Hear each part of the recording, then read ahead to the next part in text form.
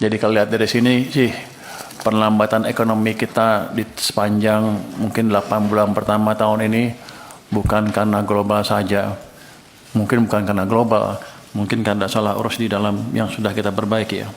Kalau kita lihat sampai saat ini prospek perekonomian global mulai membaik, walaupun ada sempat ribut sana sini, kalau saya lihat sih lebih bagus daripada sebelumnya.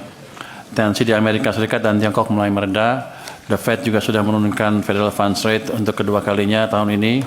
Jadi ada harapan juga The Fed masih akan menurunkan Fed Funds Rate-nya di bulan Desember. Hal ini memberikan sinyal positif bagi stabilitas dan prospek ekonomi serta sektor keuangan global ke depan, terutama dampaknya bagi emerging market termasuk Indonesia.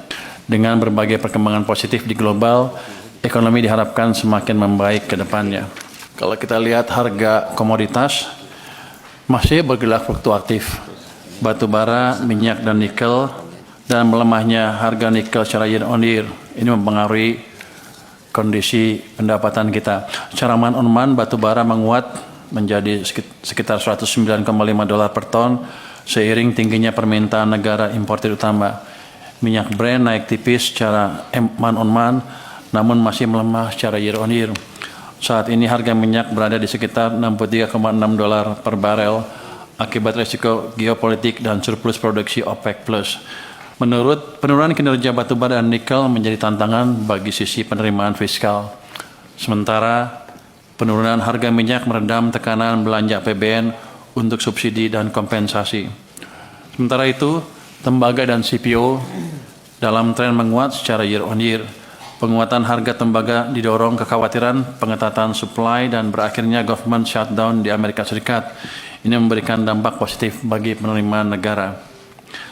Pergerakan komoditas ini juga berpengaruh pada kinerja ekspor Indonesia.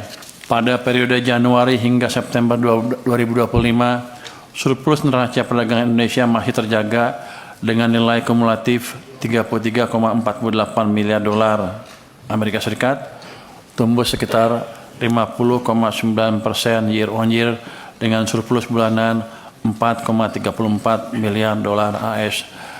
Jadi kalau lihat dari sini, walaupun perekonomian dunia mengalami gejolak yang tidak menentu, kelihatannya pengaruh ke ekspor kita dan trade balance kita tidak signifikan, malah cenderung positif. Ini terlihat dari pertumbuhan trade balance yang 50,09% tadi. Secara year on year, ekspor tumbuh 11,4% dan impor naik 7,2%. Dan ini menunjukkan aktivitas industri dalam negeri makin aktif di tengah permintaan global yang masih kuat. Jadi kalau lihat dari sini sih, perlambatan ekonomi kita di sepanjang mungkin 8 bulan pertama tahun ini bukan karena global saja. Mungkin bukan karena global, mungkin karena salah urus di dalam yang sudah kita perbaiki ya. Download Tribun X sekarang. Menghadirkan lokal menjadi Indonesia.